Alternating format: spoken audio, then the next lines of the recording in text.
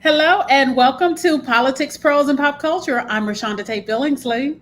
And I'm Victoria Christopher Murray. And Rashonda, we have some politics to talk about, so we have got to stay on our grind with this. Yeah, people are probably saying, "What? Look, the presidential election is over. Why are these chicks still here beating election news?" Let's talk about why. And the reason why is because the president can't do everything by himself, as we're seeing right now. There are so many things that Biden wanted to do, including voting rights, which he can't get done because of the Republicans, police reform, which he can't get done because of Republicans. And so people have told me that they used to only vote in the presidential elections, but a president he can't make laws. I think that's what people don't know. Presidents cannot make laws. Only the Congress can. And depending on which arm of Congress, the House or the Senate, will determine what judges we have that comes out of the Senate, what laws we have that comes out of the House. A president can't write a law into being, and people don't know that.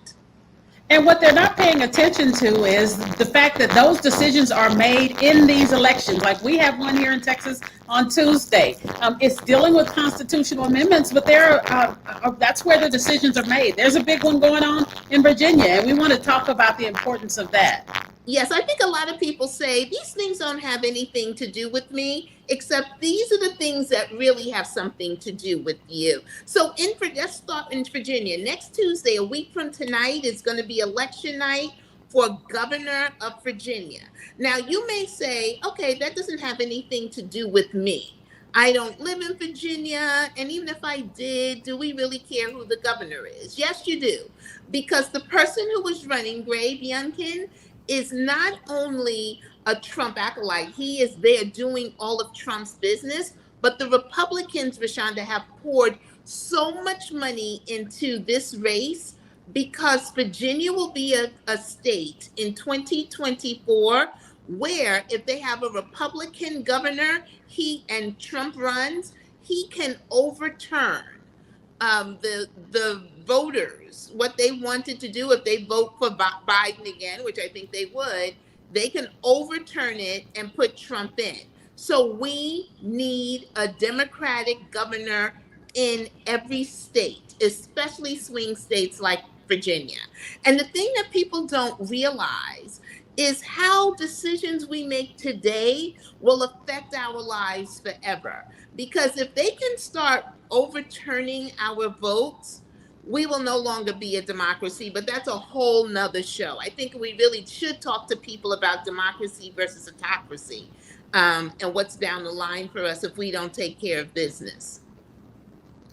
Yeah, and I think what happens a lot of times, people are like, I'm going to show them, like, they didn't vote for Hillary, they didn't come out, I'm going to show her. What's happening is we're bearing the fruit of those decisions right now. Yeah, we're living through what we're living through with the Supreme Court making the decisions on a woman's right to choose, with all the books that they want to ban, all of Toni Morrison's books. All of this is a direct result of people not voting for Hillary Clinton because I don't like her. She got an attitude. She carries hot sauce in her bag. I mean, all these things that had nothing to do with our lives. And speaking of banning, and I think you're going to be talking a little bit about that in Texas, this governor, this Republican candidate who's running for governor of Virginia, a woman has said that her son came home so upset, crying because he had read Toni Morrison's Beloved in school and he felt guilty. I don't know what this critical race theory thing is that they have come up with that was never taught in school. I think it's one little class in law school. They are using it to just ban, to wipe Black people out, wipe out the teaching of slavery, wipe out Jim Crow, wipe out everything. And a lot of people will say to us, Rashonda, that it is our job to teach our children our history. Anyone who says that is missing the point. The people who need to know our history don't look like us. The people who need to know the history so they can understand the rage, they can understand what we want to do, they can understand the changes that need to be made, don't look like us. And if we don't give an opportunity for them to be taught, we are missing the point. I hate when I hear Black people say, "Oh, it's up to us to teach our children." That is not the point. We are not the ones who need to know what has happened in the past. They are. Right. And see, these kids are in school now. So if we whitewash history, which is what they're trying to do, these are future CEOs. These are future people that are making decisions regarding our life who will be oblivious to the plight of Black people. So it is something that people really need Completely to think about. completely oblivious. I have found that the best allies don't know most of our history. But then when they find out about the race riots that went on, it changes a person's view. And they're now saying, oh, I can look at something a little bit differently. Now I understand some of the issues. I can no longer say that racism doesn't exist. And a lot of Black people will say they're just ignorant and they're just trying not to see it. No, they haven't been taught. And we're making it worse now. We've got to get the right people into office. Everybody that you know in Virginia needs to vote. Get on the phones. I spoke to some of my sorors in 2 chapters today. Make sure everyone's voting. But we have a governor's race going on in Virginia. What's going on with you in Texas? So a lot of places here in Texas, it's like here, Houston, for example, they're really constitutional amendments, and so we have extremely low voter turnout in those kind of situations because they're like, oh, there are no people on the ballot. But those constitutional amendments are what will make a decision on your future. So you have to turn out to vote, educate yourself on those amendments, and see how which way you want to vote, how they're going to affect your life. And Houston, Texas is a prime example of what happens when we don't vote. Governor Greg Abbott was elected to be governor of Texas with a very low voter turnout. We just simply Yeah. did not show up. Well, on Monday, he approved our new political maps for the state's congressional, legislative, and state board of education districts. Now, those maps were drawn to keep Texas Republicans in power for the next 10 years. And they diminished the power of the voters of colors, despite the new census numbers that show Texans of color are the main force behind the state's population growth. But Abbott and his GOP run legislature are basically saying, don't worry, we're going to make sure that our people are taken care of. And the way they're able to do that is because we stayed home during elections. I know, and people think that these things don't affect them, like you said. But this is how hourly wages get decided. This is how, just like you're saying, the districts are redrawn. And when districts are redrawn, that will determine the amount of money that's put into communities. And you better believe he has drawn those communities so that Black people get the least amount of money. And that's because we don't vote at times like these. And, in fact, here in Texas, the way the maps, if the Trump election were held today, he would have lost. He would have won by an even greater margin because Yeah. the way they have redrawn the maps. And so I think people really aren't paying attention, and we need to be. Yeah, and and I hear people say all the time, "Oh, I'm exhausted after Trump. I'm exhausted about politics." You're going to exhaust yourself right into an autocracy, and then once we live in a dictatorship where the Trump family runs everything, there will be nothing we can do. All the things that we have to do now. Victoria, I have some numbers to paint the picture of how serious this is. So right now, under the 2020 redistricting election, the current map that we have, 76 districts voted for Trump, 74 voted for Biden. As we know, Trump won Texas. But with the new map, there would be 85 districts that would have favored Trump, 65 that would have voted for Biden. So if they're doing those types of things meticulously in state after state after state, you can see how this would have had a completely different turnout. And that's what Trump and the GOP is actually hoping for. And then they're hoping for places where, like in Virginia, if the Democrats are able to pull it out, a Republican governor can just overrule it. And I know people are saying that can't be done. Yeah, well, they've changed the laws so that it can be. And how can they change the laws without us? Well, we didn't go out to vote who was in the state legislatures. Like in Texas, people did go out and vote this time, but it's who was in the legislature who's making all these changes.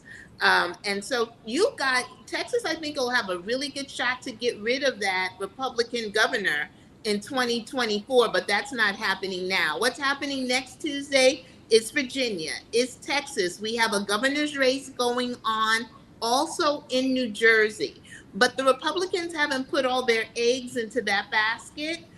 First of all, the Democrat is up by 10 points, though you need to still go out and vote. We need to show them that we are engaged. And they don't think that a state like New Jersey, they'll be able to overturn it, no matter what. The people will get into the streets and call them nuts. But a state like Virginia, which has always been red until President Obama, and it's really more like a purple state to me, we must get that Democratic governor in. We have to. You know, it's here in Houston. I know one of the things I forgot, and Tasha, one of our listeners, said a school board election is going on in her district. And I don't think people realize the importance of the school board election. Next week, we have to talk about these banned books, because I am livid at the list that Texas has given 850 books. And those decisions come from the school board districts. Well, you know, the Republicans are so much smarter to me than Democrats, because they know they are always engaged. They were the ones that said we have to stay engaged for the Supreme Court. Once they got this, for years, for decades, once they got the Supreme Court where they wanted, and we are in trouble with that, now the QAnon people, all the Republicans are going after the school board positions. And the school boards is, like you said, this is where they're going to change what is taught to our children. And every Black person who says that's okay, it's up to us to teach the history. Oh my gosh, Rashonda, when I hear that, I just want to scream, because we are not the ones who need to know the history. We need to know our history.